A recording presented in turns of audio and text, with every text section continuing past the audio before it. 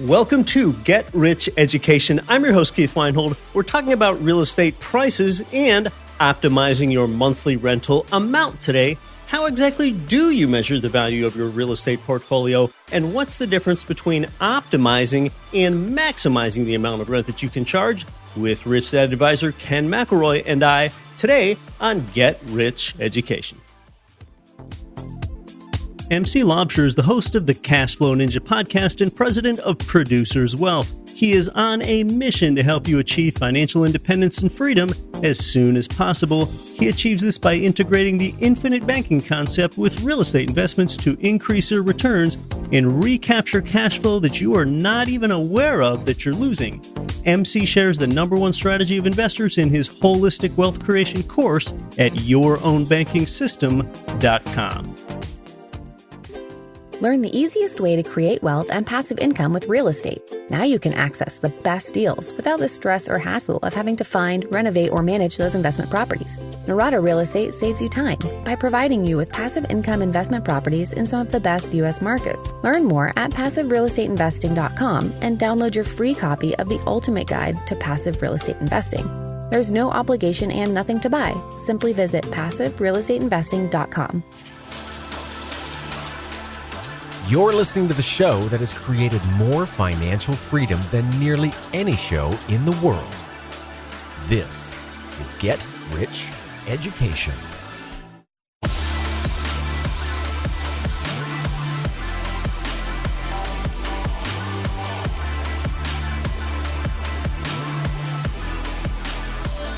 Welcome to Get Rich Education. I'm your host, Keith Weinhold. You are back where financially free beats debt-free, and this is week 2 out of 4 of Rich Dad Month, where we talk with a different influencer from the Rich Dad, Poor Dad world all month. Today, it's Rich Dad Real Estate Advisor Ken McElroy. Next week, Rich Dad Tax Advisor Tom Wheelwright will be back. And then in 2 weeks, the greatest selling financial author of all time, Robert Kiyosaki, will be back on the show. And Mr. Kiyosaki and I will tell you about the importance of investing in real assets. Before we bring in Ken today, look, we all want cash flow for sure. Yet, of course, over the long term, among the 5 profit centers real estate can provide you, leveraged appreciation yields the most benefit.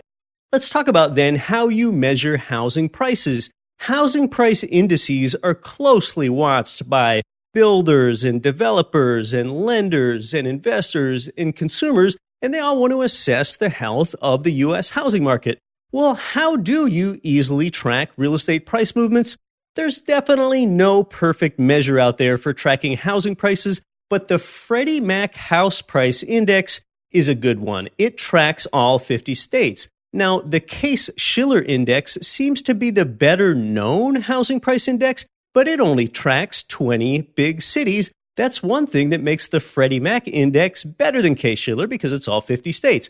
Today, the Freddie Mac House Price Index shows a national year-over-year change of plus 4.1%, and then Freddie shows the breakdown for hundreds of cities on their annual rate of price change. They also show the housing price change for individual states. For example, just looking alphabetically here, year-over-year, Alaska was down 1%, Alabama up 6%, Arkansas up 4%, Arizona up 6%, California up 2%, and I'm rounding off to the nearest percent here. And then under California, the Freddie Mac House Price Index shows, maybe 24 California cities. For example, here it is alphabetically again, Bakersfield up 6%, Chico also up 6%, Fresno up 5%. You're going to want to look at this. It starts at FreddieMac.com. Now, often the 2 different indices, Freddie Mac and the Case-Shiller, report different housing price change numbers, even when it seems to you like the 2 should perhaps agree with each other. And there are just myriad reasons for this difference in an investment type as diverse as real estate.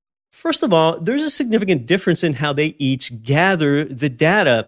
And just knowing how they gather the data is going to teach you something about real estate investing. Okay, Freddie Mac valuations, they come from sales involving conforming conventional mortgages. Case-Shiller gets its numbers from county assessor and recorder offices. Think about how that fact right there can affect the housing price valuation. Now, here's just one reason why. Because I just told you that Freddie Mac gets their housing value numbers from conforming conventional mortgages, well, then that is going to have to exclude luxury homes. Yet Case-Shiller can include those luxury home sales in their numbers since, again, their data comes from county assessor and recorder offices, not from mortgages like Freddie's does. And I've actually done more reading on that difference, and at least in the first study that I found, that either including or not including of luxury homes, that difference was largely deemed to be negligible in the reporting differences between Freddie Mac and Case-Shiller. Now, both reporting outlets do use a pairs-based methodology. What does that mean? That really just means that they compare sales prices of exactly the same homes over time. For example, they'll both look at 654 Cherry Street in Wheeling, West Virginia, 10 years ago when it sold, and they'll look at the sale price of 654 Cherry Street in Wheeling, West Virginia, if it's sold again today, and track that price change, okay? Same address. See, tracking the same homes helps house price reporting from being skewed in an era of ever-increasing home size, for example. Of course, this same home sales approach has its limits too, because think about it, over time, some homes are improved. Say that home in Wheeling, West Virginia was well maintained. They kept the outside bright with new paint, and they even upgraded to an ultra-modern kitchen. While at the same time, some homes are improved, others let their place deteriorate.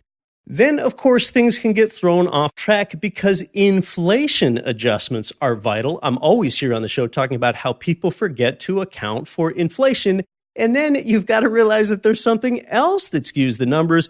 Be aware that there is differential inflation across different regions of nations in the world. So housing prices also say nothing to you about appreciation in rental rates. Now, that's something that you and I are quite interested in. I could go on, and now I did mention earlier that there's no perfect measure, didn't I? In any case, the Freddie Mac House Price Index is a good one to at least peruse, and at most, save to your favorites. I'll see that it's linked in the show notes. You'll see that the site is also a good source of tracking mortgage rates and more. You're really going to love it that it shows the home price index for basically every large and medium-sized U.S. city, and with a fairly user-friendly interface for you. So that's real estate price that we've been talking about here. Now, price and rent, they often have an inverse relationship in real estate, and I contend that this is the one thing that makes real estate great. When the real estate price drops, like it did dramatically in some places 10 years ago, well, there was some lag time, but dropping prices soon meant that people get so discouraged about buying their own home with these dropping prices, and they keep reading and seeing this declining housing market, that they become renters, and that increased demand pushes up rents. And then down the road, if real estate prices begin rising again, well, some tenants are enticed into buying their own home more often, but the income property investor benefits from the rising tide of higher prices, and then you get to enjoy the other side here, your capital gain. So as a savvy real estate investor, as long as you buy right, you can sort of enjoy both sides of this. Housing prices and rents often have this inverse relationship. We're going to talk more about how you can optimize rents here today, as it's the heart of Rich Dad Month with Rich Dad real estate advisor Ken McElroy. If you're a longtime listener, you've heard Ken and I on the show together more than annually. Ken is based in Scottsdale, Arizona, but he and his company, MC Companies, control 10,000 housing units at last check, and they are across multiple states, including Oklahoma, Texas, and Arizona, through his company, MC Companies, where they own, syndicate, and manage apartment complexes. Today, we're talking to a person that has walked through an estimated 20,000 housing units. So we're listening to the voice of experience today, Robert Kiyosaki's real estate advisor, Ken McElroy, straight ahead on Get Rich Education. Finally, Total Control Financial gives you checkbook control of your 401k and IRA money to invest in real estate. It's time to get your retirement money into your own checking account, but you've got to avoid the little-known tax that you'll pay with any self-directed IRA. Instead, it's time for the QRP. Learn more and get your free copy of the QRP book by text messaging QRP in all capital letters to 72,000. For a real estate investor like you seeking an income property loan, go to Ridge Lending Group, NMLS 42056. Over the years, you've heard President Chaley Ridge generously devote her time to you here on the show as a guest. Ridge provides investment property loans in most U.S. states, and you're going to find out how they've helped more people realize their dreams of real estate financial freedom than any other mortgage lender in the entire nation when you get started at ridgelendinggroup.com. We're Rich Dad Advisors, Josh and Lisa Lannon. Be who you are becoming. Listen to Get Rich Education with Keith Weinhold.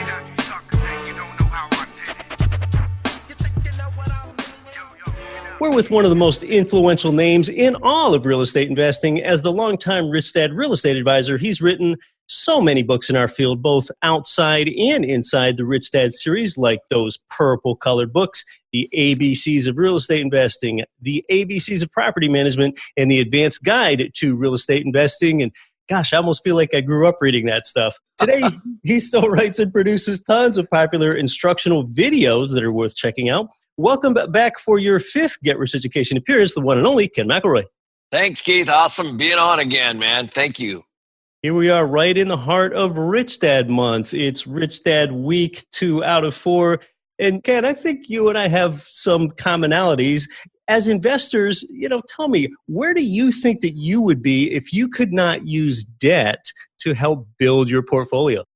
Yeah, gosh, I wish I would have known that at a younger age. Yeah. It's everything, honestly. I love the fact that you can borrow debt from people, banks, pensions, life insurance companies, whatever, other people's money, really, and then also get the appreciation and the tax benefits and all that stuff by using that. So debt is everything. It's the best way, in my opinion, to build wealth.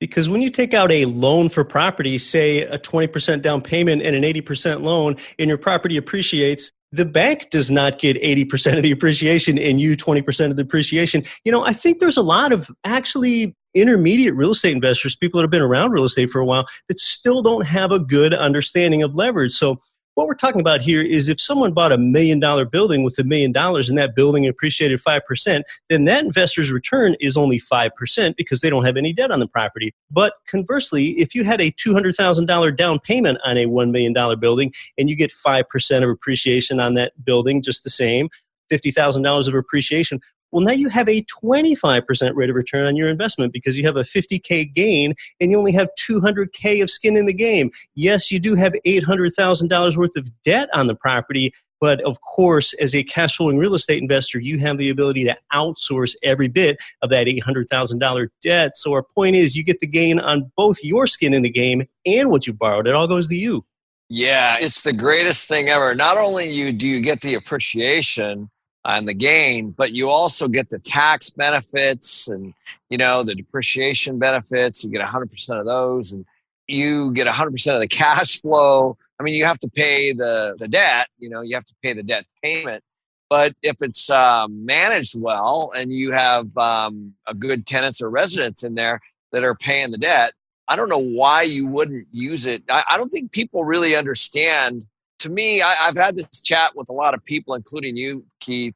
When people all grab their paychecks, on whatever days they get their checks, and they get them auto to put into their accounts or whatever it might be, all that money that floods into the banking system or it floods into the insurance system or floods into a pension or whatever you want to call it, that money that's actually, it really is other people's money. And that money is a liability to whoever has it at the time. We'll just pick on a bank. Let's say millions of people every month put money into Bank of America, obviously through their paychecks.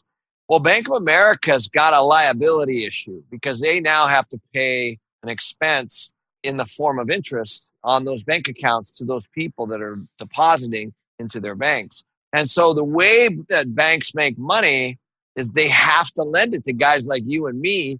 It's an interesting way to think about it because in a sense, that debt, are people's paychecks. It's like a hot potato, the money goes into the bank and the bank has to lend it out so that they make money by lending it to guys like you and I. And then we buy real estate with it. And then our tenants pay off that. And so the whole thing works really well. So if the people just understood that the system is set up, we really are borrowing in the form of debt people's paychecks. That's right. You have two tiers of arbitrage there. You have the everyday saving depositor that might only get 1%. And now when the depositor puts that money into the bank, that is actually the bank's liability. The bank might lend that out to you or I at, say, 6%. So now the bank has 5 points of arbitrage. They went ahead and lent to us at 6, and they borrowed from that savings depositor at 1. And then the second tier of arbitrage is what we can create. We can borrow at the bank for, say, 6% and invest it at a higher rate. That's our arbitrage. But yeah, the genesis of that all began with the savings account depositor. I always laugh. Wherever I go, wherever I fly in, same with you, New York, Chicago, San Francisco, Seattle, all the biggest buildings in downtowns have the bank name at the top, right? I always think about that, because that's paying you 1% and charging, say, 5 or 6.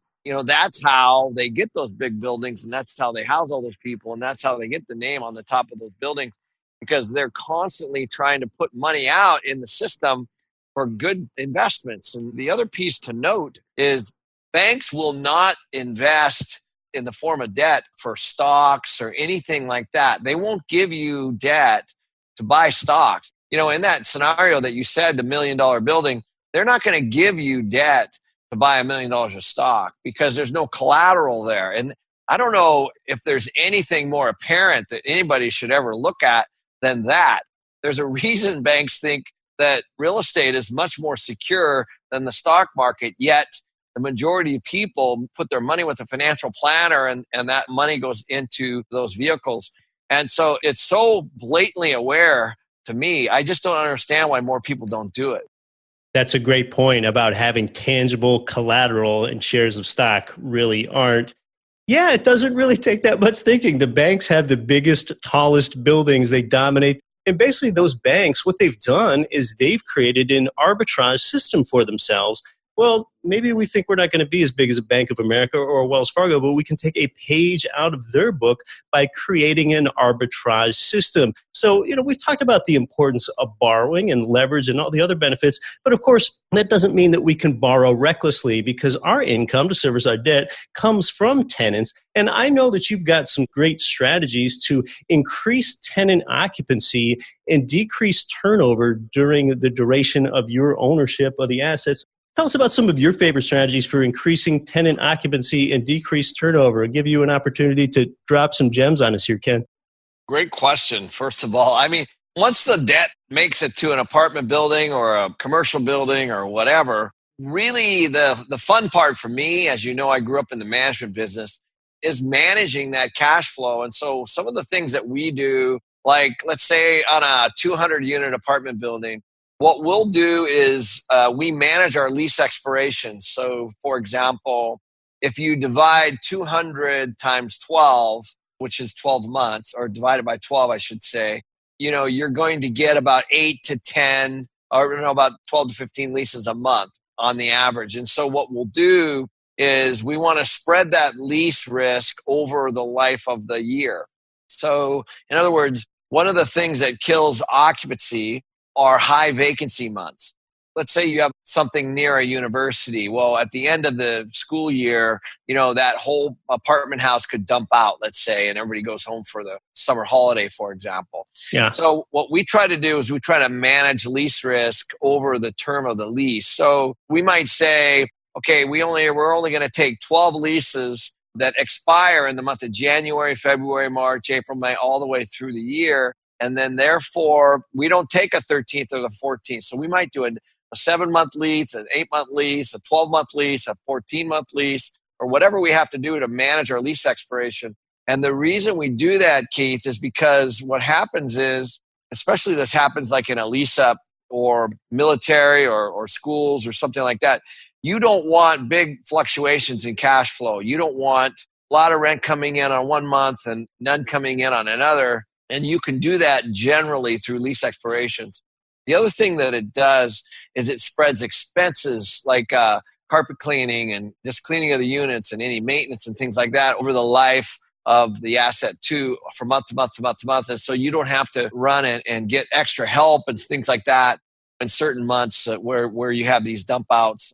And you kind of learn that. But that's one of the things that we've done repeatedly is just a simple thing as managing your lease expirations over a period of time and making sure that they don't all come up within a certain small period of time. And that can also be month to month, Keith. So once that first year or 6 months goes by, let's say they have a 6-month lease or a 9 or a 12, and then who's ever managing the property, they let the tenant stay month to month. Well, I've seen this before. We bought a property once. It was about a 160 unit property. Actually, it was in Tempe, Arizona. There were 90 month to month leases. So that actually for the buyer created a heck of an opportunity. But because now I was like, wow, I could raise all these people. Now I have flexibility on 90 people. Right. On the remaining leases, as a landlord, you don't have any flexibility until they come up. The lease is the lease and you have to honor it. And so it can work both ways. So if you're buying something and the leases are month to month, then there's an opportunity, if the market supports it, to be able to increase rent. But also it could be work the opposite. If the market is super risky, you can have 40 people give notice, the next month. And so we've seen all of that happen before, where what you really want is you want stability of your tenant base over the period of the 12 months so that you can manage cash flow and expenses and staff and everything really, really well. That's one of the advantages of when a beginning investor transitions to getting more units in their portfolio. When you've only started out with 1 or 2 rental single-family homes, your income and your expenses can be so highly variable. And you deal with a lot of big apartment buildings. So yeah, likewise, you don't want to run into the problem where you have a bunch of leases that come due at once. Therefore, you might have the problem of labor excesses and deficiencies that you have to work through. Right. Yeah. And on the smaller stuff, honestly, my experience has been that most of the issues landlords have to do with who they rent to. Legally, we can run credit and criminal background checks on everybody. And we also run sex offender checks on every single person that moves in. And so we're doing, for one, because we can. And it's no different than if you're buying a home, they do the same thing. They run these background checks to make sure that you're financially able to pay. And so we do that on everybody. And what happens a lot of times is people will come up with cash or, they'll pay up front. And so the landlord says, I trust these guys. It's my gut or whatever. And so most of the problems can come from, it doesn't always happen that way. We have properties in senior areas where the seniors like to pay a year up front. And obviously they're typically very good residents. But in some cases, people will take money up front and then they'll have problems, trying to get them out, and they're disruptive and things like that. So most of the problems can be mitigated, in my opinion, by being super selective with the right tenant. Yeah. Oftentimes that's a red flag. I know it might be a bit different with seniors, but with a lot of prospective tenants, if they want to pay you 6 months up front, that might be a red flag to you. That prospective tenant might think, well, that could be a motivation to you to not do your due diligence and do a background check and do an employer check and do a credit check and everything else. Correct. So we do about 400 or 500 credit checks a month. And here's what happens, Keith. When somebody says, hey, I'm interested in renting this 2-bedroom very much, and you just have the conversation, you say, okay, well, I'm going to send you the application. I'll send it to email. We run a background check on everybody. Just saying that actually mitigates the majority of the problems, because most people aren't going to fill all that out knowing that you're going to flush that out. They're going to go somewhere else. Right. Just saying up front that you plan to do every one of those things already weeds people out. Now you just save yourself time and they save themselves time. Right. And now you're not being confrontational or anything. And you have to do it consistently. In other words, you can't run it on one person and not run it on another. You know what I mean? Because now you're discriminating. I'm not talking about race. I'm talking about just discrimination. If you're going to do background checks, you can't say, oh, I'm going to run one on one person and not on another. You have to make it a policy and run it on every single person. And that is the right way to do it and treat everyone exactly the same. That is the right way to do it. And there are all types of discrimination. If an investor wants to place their uncle inside one of your units and they want you and the management to go ahead and look the other way on the screening, well, that's discrimination right there. You need to treat that investor owner's uncle just like you would any other prospective tenant. That's exactly right. And so what can happen is somebody can say, listen, they ran a background check on me and said I couldn't qualify, but they didn't do it on this other person and they moved in. You've got a problem on your hands. You have to be consistent along for every single person that comes through. Let's talk more about attracting that better quality tenant. When you have the amenities that a tenant expects these days, I think you sort of have what I'll call a multiplier effect. For example, if you have open kitchens, which are seen as desirable to galley kitchens, or if you have flooring with luxury vinyl plank throughout rather than Berber carpet, the multiplier effect I'm talking about is that you can, first of all, attract a tenant to alleviate the vacancy sooner, and then you can also retain that tenant longer. So with those amenities, you've elongated your tenancy duration in two different ways. That's right. Those are really good points. The other thing, everybody thinks that you need all these fancy amenities. The truth is, most people want a clean, well-lit at night, safe place to live. That's generally what everybody's looking for. And so when you open that door and your maintenance is shoddy and your blinds are not cleaned and you've got dirt on the floors or your carpets aren't cleaned or the walls are kind of patched and not really painted well or there's missing light bulbs or all of these things. I've walked thousands and thousands and thousands of units. You can tell the difference between, I don't know how many units I've walked, Keith, but easily 20,000. And I will tell you that the difference between walking into something that smells fresh, looks good, it doesn't have to be new carpet or new flooring. It just has to be cleaned versus, one right next door. If the rents are the same, the people are going to go toward the one that shows the best, just like in anything, just like a car, same thing. Yeah, it doesn't take too much to figure that out. And then on the other end, there could be the problem of, now you don't want to over-improve a unit. For example, you could put $10K in a unit for quartz countertops, and you will get more tenant interest in there for quartz countertops. But, with most tenants, they really can't even afford to pay an extra $50 a month for quartz countertops, and the numbers just don't work out for you. That's a great point. Yeah, so you can definitely over-improve. We see this all the time. We spend about $4,000 to $5,000 on a unit when we turn something, and in the same market, we'll see people doing $8,000 to $10,000 to $12,000 a unit. And so, for example, white appliances, black appliances, stainless appliances, very different in cost. Stainless appliances are significantly more. You're not going to get more rent. You brought up the countertop issue. You don't need granite. You don't need quartz. You just need something really clean. There's ceramic sinks. You don't need those. There's all these little things that you can do in a unit to make it look great. We do things like paint the baseboards a different color than the wall. We do accent walls.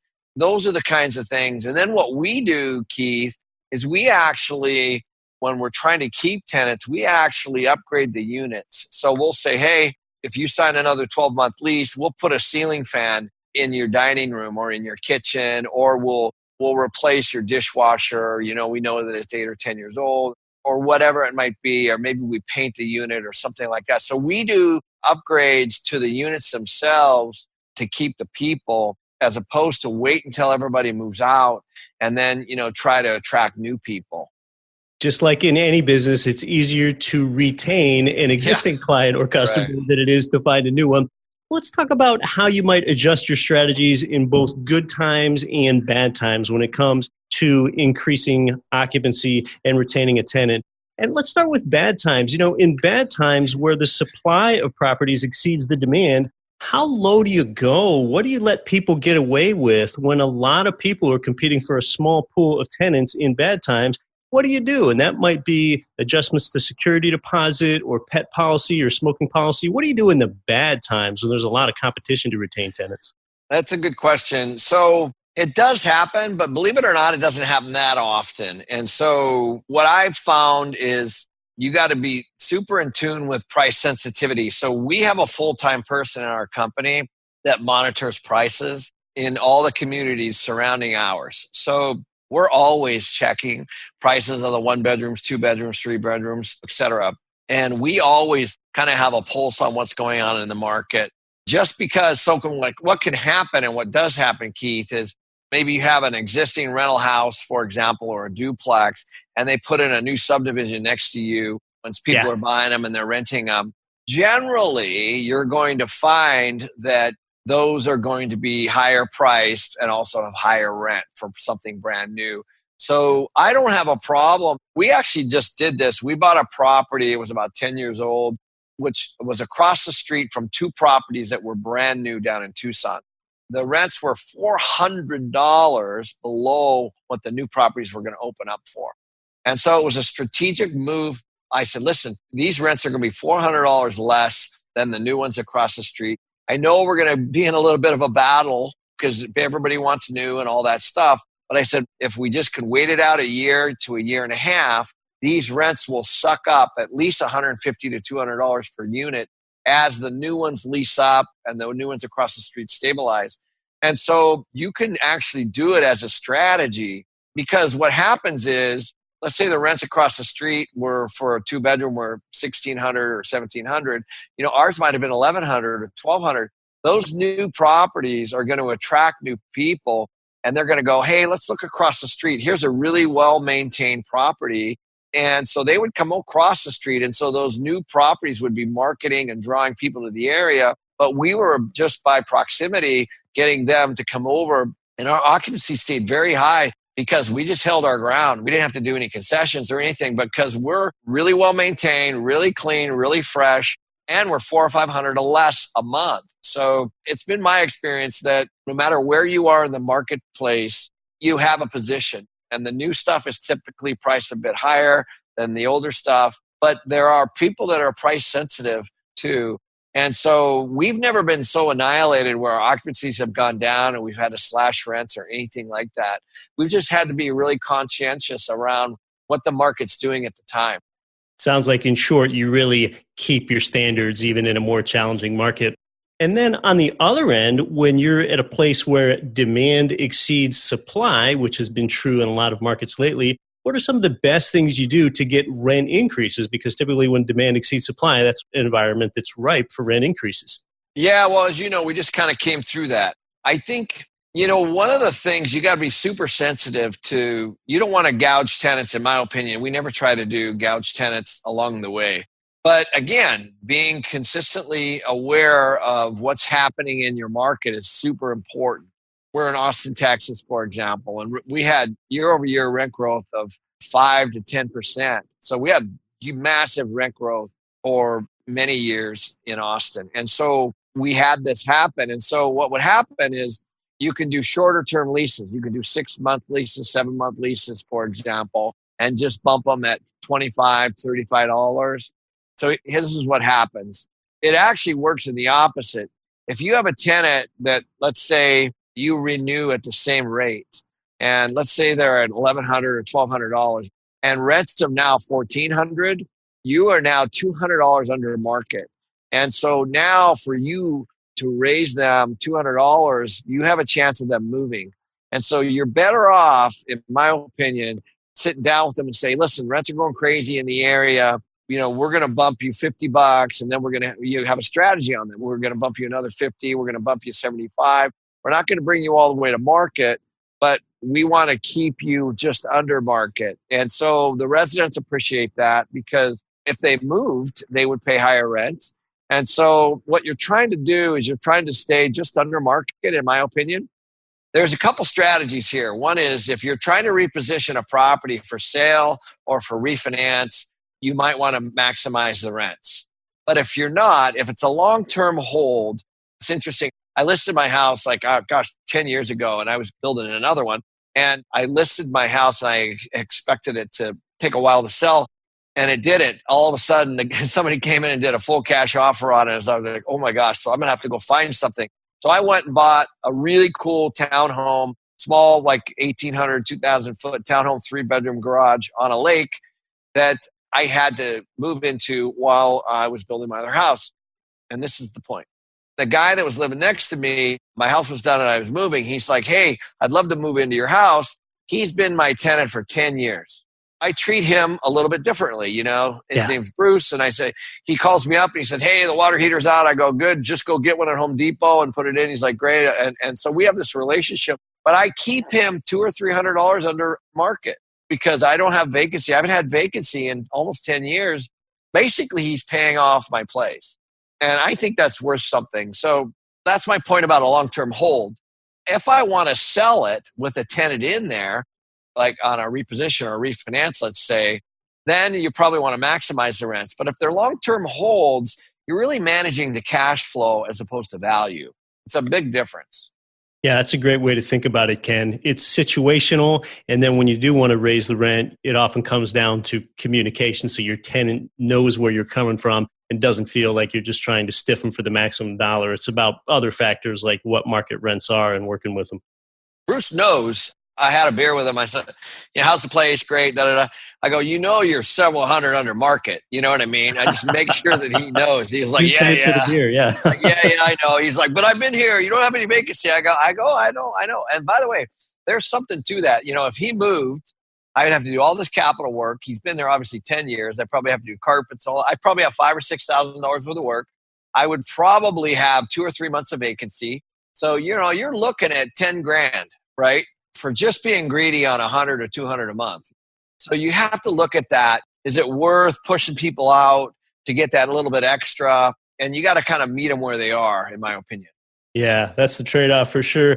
Well, Ken, you've been real influential to the entire real estate community. This is your 5th time on the show. You've certainly given a lot to our followers. Let our audience know how they can learn more about you. Oh, thank you. As you know, I'm really excited about this KenMcElroy.com. The video series that we're doing. And, what we're doing, Keith, is we'd love to have you on there. We're doing blogs and all that kind of stuff. And we're trying to just kind of like what you're doing, just trying to help people navigate through things and teach them a little bit about education around real estate and debt and equity and all that kind of stuff and entrepreneurship. And it's really come out of the books. We get a lot of emails from the books, a lot of questions on Facebook and Instagram, really, really good questions and, really thoughtful questions from people. And so the videos that we have hundreds of them now, they're literally from the people who are sending us questions. And so it's turned into this video library. We're excited about it. We have a little team here that's kind of working on it. And I would have them start there. There's hundreds of them that are free. Ken began as a prolific author a decade or two ago, and now that you have the proliferation and the ease of doing videos that you didn't have a decade or two ago, Ken has really helped to bring his books to life in the video, so I really suggest checking those out at KenMcElroy.com. Ken McElroy, it's been great having you back on the show. Yeah, Keith, thanks a lot, man. Keep running.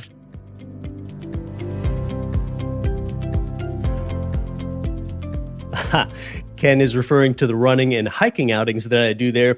To review what you learned from Ken today, you still don't need great amenities most of the time, like the Nest thermostat and the Ring doorbell, although I do know of some new construction build-to-rent operations that do have those devices, but simple cleanliness and quiet still goes a long way.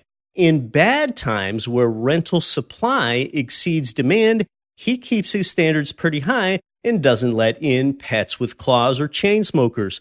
When you're in the opposite place and times are good for landlords and rental demand exceeds housing supply, have your manager have a conversation with the tenant.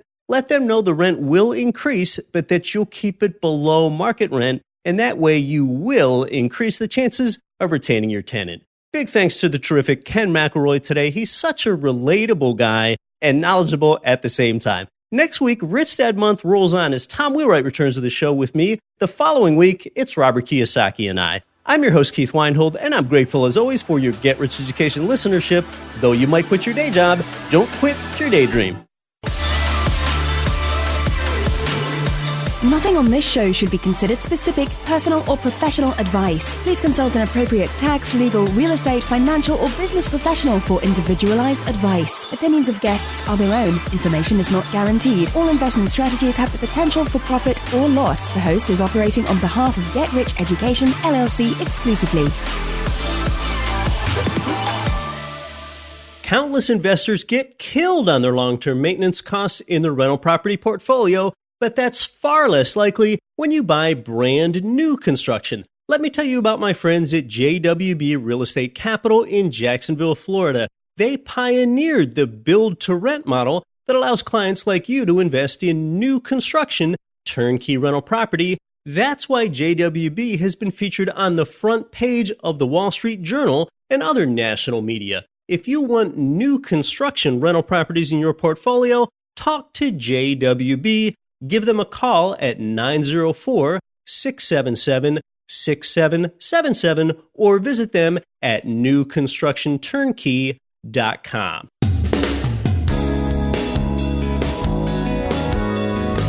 The preceding program was brought to you by your home for wealth building, GetRichEducation.com.